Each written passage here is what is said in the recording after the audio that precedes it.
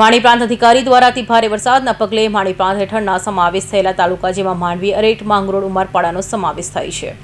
માંડવી પ્રાંત અધિકારી કૌશિક જાદવ દ્વારા જણાવવામાં આવેલા કે 24 થી 48 કલાક દરમિયાન અતિ ભારે વરસાદની આગાહી હોય બિનજરૂરી અવરજવર ટાળવા જરૂરી છે. નદીના વિસ્તારમાં રહેતા લોકોને વહીવટીતંત્ર સાથે મળી સુરક્ષિત જગ્યાએ સ્થળાંતર કરવામાં જણાવેલ છે અને અફવાઓથી દૂર રહી તંત્ર દ્વારા આપવામાં આવતી જરૂરી સૂચનાઓનું પાલન કરવા વિનંતી કરવામાં આવે છે અને કોઈ પણ સમસ્યા જણાય અને તંત્રે કંટ્રોલ રૂમની જાણ કરવા જણાવવામાં આવે છે. નમસ્તે, હું કૌશિક જાદવ, પ્રાંત અધિકારી માંડવી.